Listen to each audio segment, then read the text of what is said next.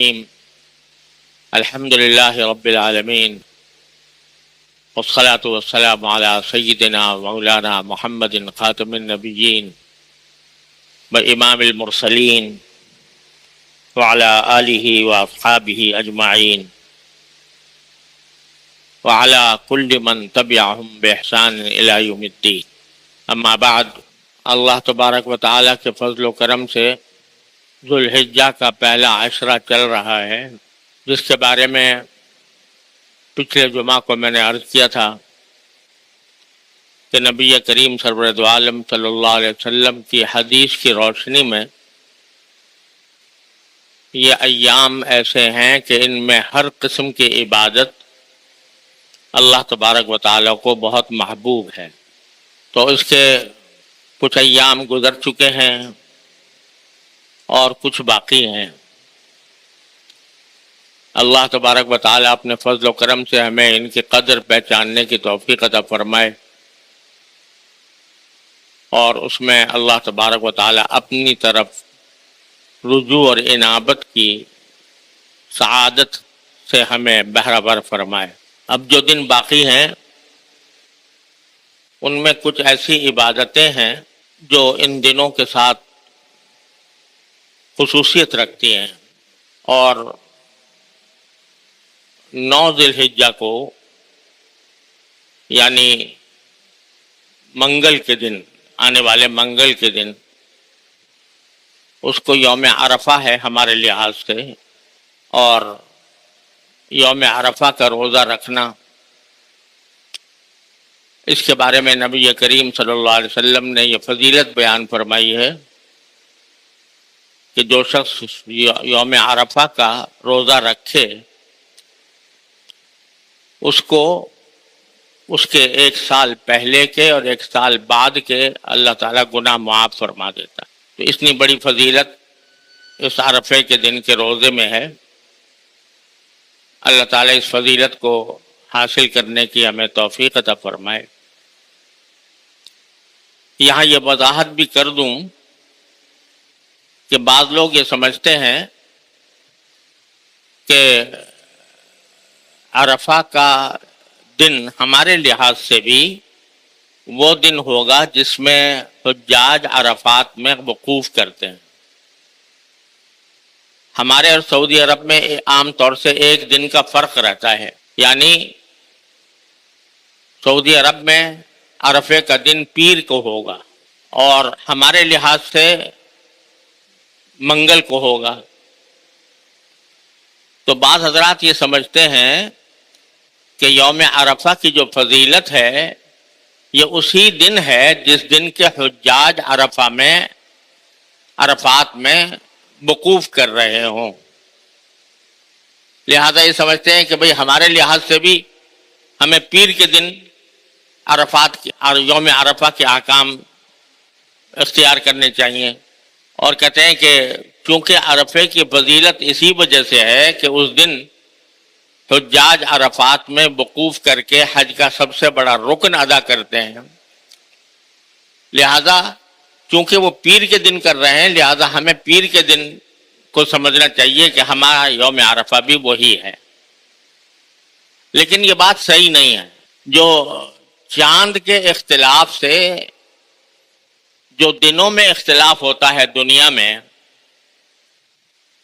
کہ بعض اوقات 1 دن کا فرق پڑ جاتا ہے، تو اس میں شریعت کا اصول یہ ہے کہ ہر جگہ اس کے اپنے افق کا اعتبار ہوتا ہے.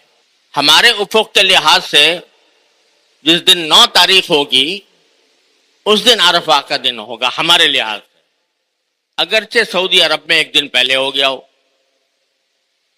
شب قدر کا بھی ایسا ہی معاملہ ہے کہ شب قدر میں بھی عام طور سے ہمارے اور سعودی عرب میں 1 دن کا فرق ہوتا ہے.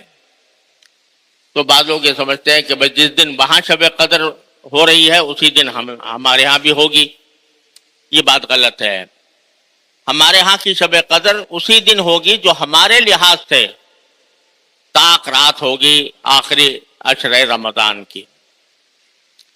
تو اس لیے ہمارے لحاظ سے یوم عرفہ کے جو احکام ہیں وہ منگل سے شروع ہوں گے نہ کہ پیر سے. ایک بات تو یہ ہے. اور یوم عرفہ میں ایک حکم تو یہ ہے، حکم سے میری مراد یہ کہ فضیلت بیان کی گئی ہے عرفے کے دن روزہ رکھنے کی، کہ ایک سال پہلے اور ایک سال بعد کے گناہ اللہ تعالیٰ اس سے معاف فرما دیتے. لیکن یہ بھی سمجھ لینا چاہیے کہ جن جن اعمال کے بارے میں احادیث میں یہ آیا ہے کہ اس سے پچھلے گناہ معاف ہو جاتے ہیں، اس سے مراد کبیرہ گناہ نہیں ہے اور حقوق العباد نہیں ہے، بلکہ جو چھوٹے چھوٹے گناہ ہم سے صادر ہوتے رہتے ہیں، اللہ بچائے، تو وہ مراد ہیں کہ وہ معاف ہو جاتے ہیں. جہاں تک کبیرہ گناہ کا تعلق ہے وہ بغیر توبہ کے معاف نہیں ہوتا، الا یہ کہ اللہ تعالیٰ کسی پر اپنے فضل و کرم سے اپنی رحمت فرما دے. اسی طرح حقوق العباد جو ہیں، بندوں کے حقوق، وہ بھی محض روزہ رکھ لینے سے معاف نہیں ہوں گے جب تک کہ صاحب حق کو اس کا حق نہ پہنچایا جائے یا اس سے معافی نہ مانگی جائے. تو ایک حکم تو یوم عرفہ کا یہ ہے. دوسرا حکم جو انہی ایام کے ساتھ مخصوص ہے وہ تکبیر تشریق ہے. یعنی منگل کی صبح سے لے کر ہفتے کی عصر تک ہر نماز کے بعد اللہ اکبر لا الہ الا اللہ واللہ اکبر وللہ الحمد، یہ بلند آواز سے پڑھنا واجب ہے. یہ صرف مستحب ہی نہیں ہے بلکہ واجب ہے. تو ہر نماز فرض کے بعد اور عید کی نماز کے بعد بھی یہ تکبیر پڑھنا واجب ہے ہر مسلمان کے ذمہ. اور مردوں کے لیے تو حکم یہ ہے کہ بلند آواز سے پڑھیں، اور خواتین کے لیے یہ ہے کہ وہ آہستہ آواز سے پڑھیں. لیکن پڑھنا ان کو بھی چاہیے، گھروں میں بھی خواتین ہوتی ہیں، ان کو بھی پڑھنا چاہیے. عام طور سے جو نماز میں آتے ہیں مسجد کے اندر، تو وہاں پر چونکہ سب لوگ ہوتے ہیں، سب پڑھ رہے ہوتے ہیں، تو آدمی کو یاد آ جاتا ہے. لیکن اگر آدمی تنہا نماز پڑھ رہا ہو کسی وجہ سے، یا خواتین اپنے گھروں میں نماز پڑھ رہی ہوں، تو بعض اوقات وہ بھول جاتی ہیں. تو بھول چوک تو اللہ نے معاف کی ہے، لیکن اپنی طرف سے یہ اہتمام کرنا چاہیے کہ جو نماز کی جگہ ہے وہاں پر کچھ لکھ کے لگا لیں تاکہ یاد آ جائے. تو تکبیر تشریق بھی یہ ایک اہم عبادت ہے جو اللہ تعالیٰ نے ان دنوں کے ساتھ مخصوص کی ہے، اور اس میں اللہ جل جلالہ کی بڑائی اور کبریائی کا اعلان ہے، اور اس کے اپنے خاص اثرات ہیں. جب ایک مرتبہ اللہ کے انسان کے دل میں یہ بیٹھ جائے اللہ اکبر کہ اس کائنات میں اللہ سے بڑا کوئی نہیں، سب سے بڑا وہ ہے، اگر یہ دل میں بیٹھ جائے صحیح معنی میں، تو پھر انسان نہ کسی سے ڈرے گا، نہ کسی لالچ میں آئے گا، نہ اس کے اوپر کسی دوسرے کا رعب طاری ہوگا. یہ جو ہم لوگوں کے اوپر رعب طاری ہو جاتا ہے دنیا کے اقتدار والوں کا، یا ان کا خوف طاری ہو جاتا ہے، تو اگر آدمی کے دل میں یہ بات بیٹھی ہوئی ہو کہ بھائی یہ تو مخلوق ہے، اس کی کیا مجال ہے کہ یہ مجھے کوئی نقصان پہنچا سکے، اللہ اکبر، بڑا تو اللہ ہی ہے، وہ جس کو اگر کسی کو نقصان پہنچانا چاہے تو کوئی اس کو روکنے والا نہیں، اور اگر کوئی کسی کو بچانا چاہے تو کوئی اس کو نقصان پہنچانے والا نہیں. قرآن کریم فرماتا ہے إِن يَمْسَسْكَكُمُ اللَّهُ بِضُرٍّ فَلَا رَادَّ لِفَضْلِهِ، इन यस्कुरुका अल्लाह बिदुर्रिन फला काशिफ ला। अल्लाह तुम्हें अगर कोई नुकसान पहुंचाना चाहता है तो कोई दुनिया की ताकत उसको रोक नहीं सकती।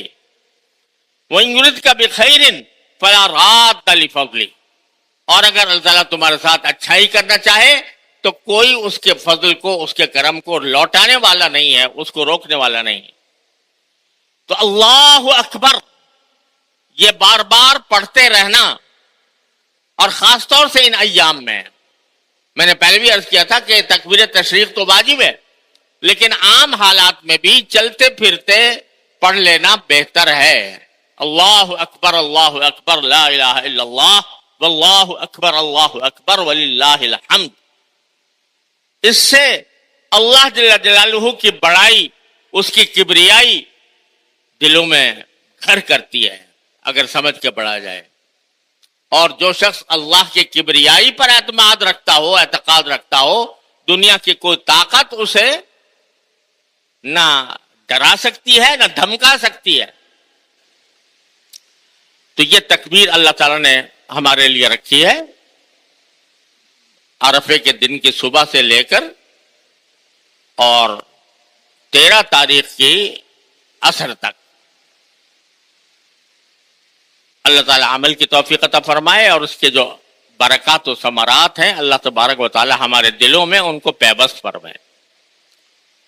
तीसरी जो अजीम इबादत इस जमाने के अंदर अल्लाह ताला ने रखी है वो कुर्बानी की इबादत।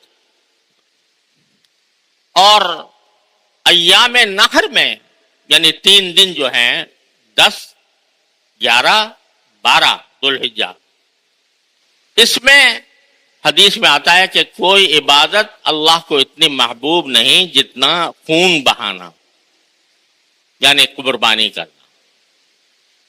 तो ये बड़ी अजीम इबादत है और चली आ रही है हजरत आदम अलैहिस्सलाम के वक्त से। हजरत आदम अलैहिस्सलाम के बेटों ने भी कुर्बानी की थी, उसका जिक्र कुरान करीम में है। और उसके बाद तमाम अंबिया किराम की शरीयतों में कुर्बानी किसी न किसी सूरत में मौजूद रही है। और नबी करीम सरवर दो आलम सल्लल्लाहु अलैहि वसल्लम की शरीयत में ये 3 दिन कुर्बानी के लिए मखसूस फरमाए गए। आज इसके बारे में कुछ गलत फहमियां लोगों के दिलों में कुछ पैदा हो रही हैं और कुछ पैदा की जा रही हैं। अलियाज़ु बिल्लाह,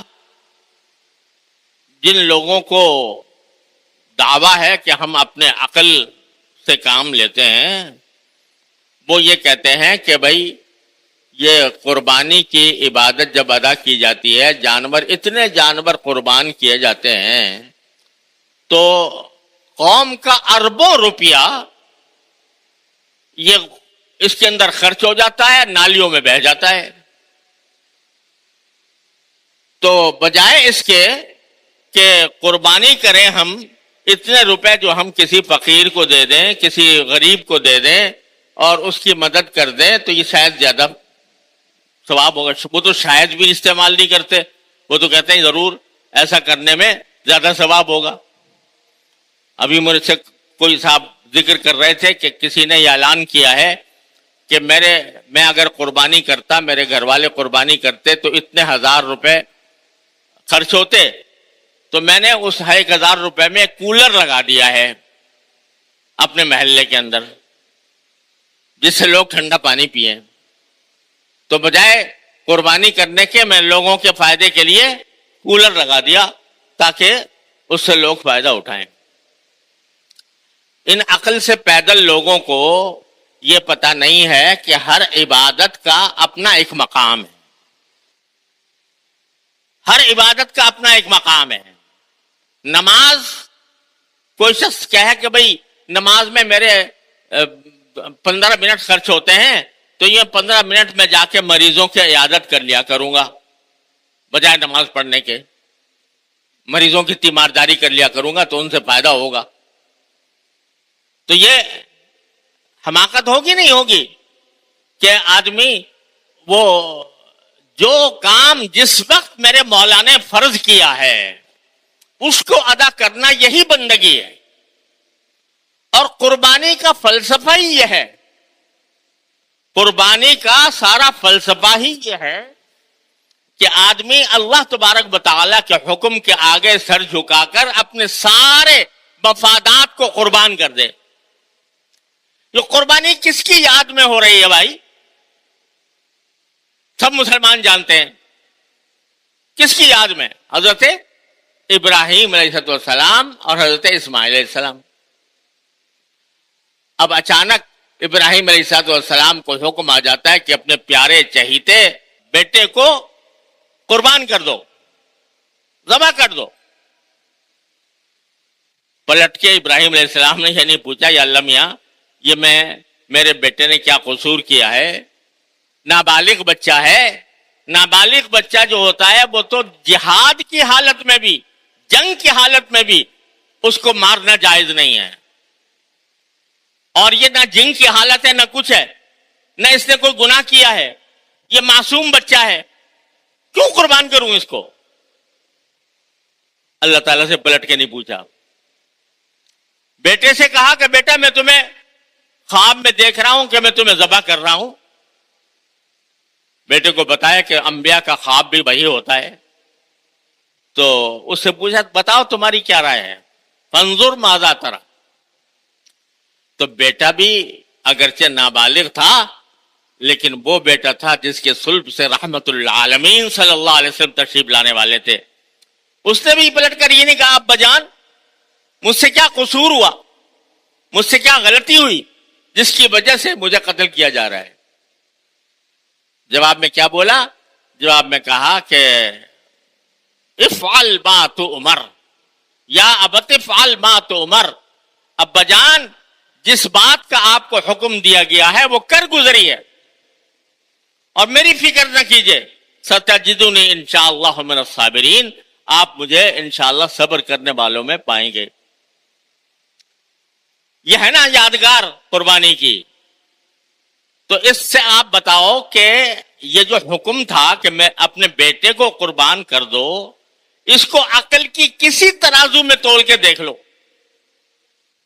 اس کا کوئی تعلق عقل سے سمجھ میں آتا ہے؟ باپ اپنے بیٹے کو مارے، ایسے بیٹے کو جو نابالغ ہے، ایسے بیٹے کو جو بے قصور ہے، اور خود اپنے ہاتھ سے ذبح کرے بیٹے کو. کوئی عقل میں آتی ہے کوئی بات؟ لیکن پیغمبر تھے تو انہوں نے کہا جی عقل بقل کچھ نہیں ہے ہماری، اصل بات تو میرے مالک کا حکم ہے، لہذا لٹا دیا. فلما اسلما وتلہ للجبین. دونوں اللہ کے حکم کے آگے جھک گئے اور باپ نے بیٹے کو پیشانی کے بل لٹا دیا. خاص طور پر قرآن نے ذکر کیا کہ پیشانی کے بل لٹایا، یعنی الٹا. کیوں؟ تاکہ میں باپ ہوں، کہیں جب چھری چلاؤں اس کے اوپر، اس کا معصوم چہرہ میرے سامنے آئے تو کہیں میری چھری رک نہ جائے. تو الٹا لٹایا. یہی آزمائش تھی. اللہ تبارک و تعالی نے فرمایا کہ یا ابراہیم قد صدقت الرؤیا. تم نے خواب پورا کر دیا، اپنے کرنے کا کام کر لیا، میرے حکم کے آگے جھک گئے، اپنے بیٹے کو قربان کرنے کے لیے تیار ہو گئے. تو اب دیکھو ہم نے کیا معجزہ دکھانا ہے کہ اسماعیل تو ایک جگہ بیٹھے مسکرا رہے ہیں اور ان کی جگہ ایک مینڈھا ذبح کیا ہوا پڑا ہے. یہ ہے نا اصل ابراہیم، یہ سنت ابراہیمی. تو یہ سنت تو ہے ہی اس کام کے لیے کہ جب اللہ تبارک و تعالیٰ کا حکم آ جائے تو عقل کے گھوڑے دوڑانا یہ بندے کا کام نہیں ہے. بندے کا کام یہ ہے کہ اس کو اتباع کرے.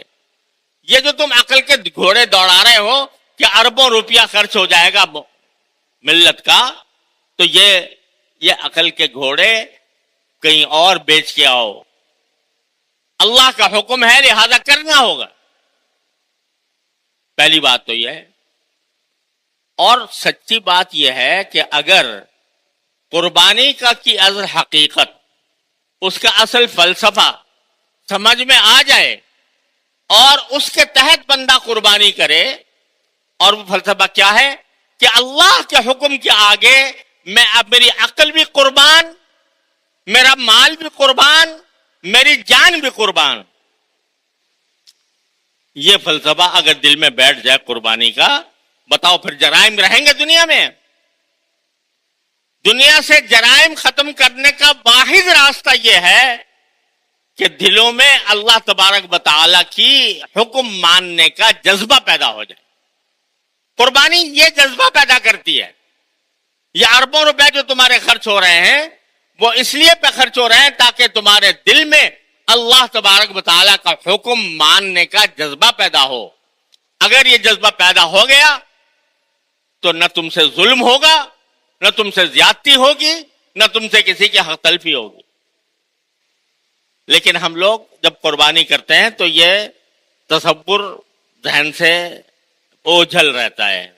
بس ایک سمجھتے ہیں کہ رسم ہے، لہذا بسم اللہ پڑھ کے ذبح کر دیا، گوشت کھا لیا، گوشت کے مزے اڑا لیے. اور یہ تصور جو ہے کہ اللہ کے حکم کو ماننا ہی بندے کا اصل کام ہے، یہ بات ذرا ذہن سے اوجھل ہو جاتی ہے.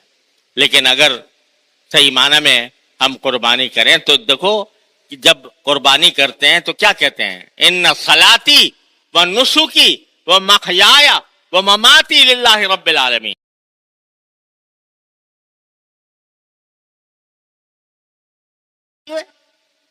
میرا عبادت لاکھوں بھی آ جائیں اور کروڑوں بھی آ جائیں، میں اللہ کرم سے کتنے گھرانے ایسے ہیں. تو ایک تو یہ پروپیگنڈا آج کل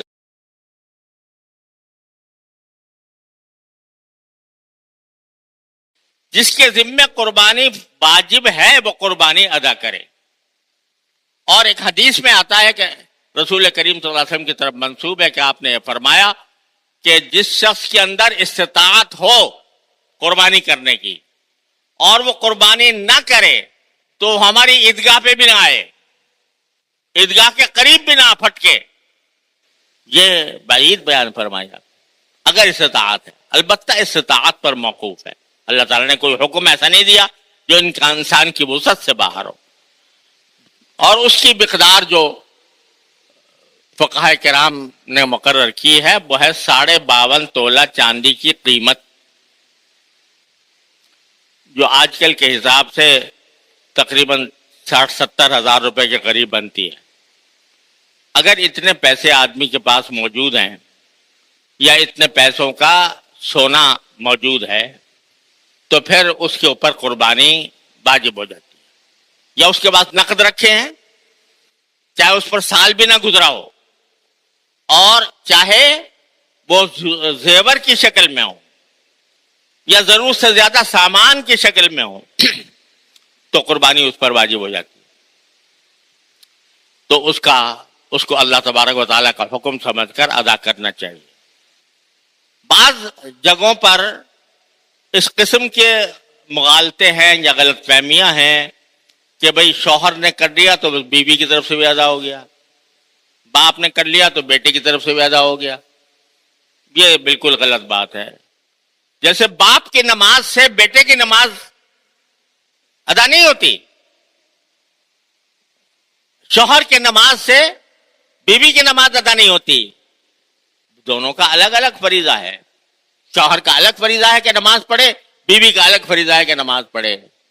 تو ایک کا دوسرے سے کوئی تعلق نہیں. اسی طرح اگر گھر میں ایک سے زیادہ افراد ہیں اور ہر ایک صاحب نصاب ہے، یعنی ہر ایک کے پاس گنجائش ہے قربانی کرنے کی، تو پھر ہر ایک کے ذمے الگ قربانی واجب ہے.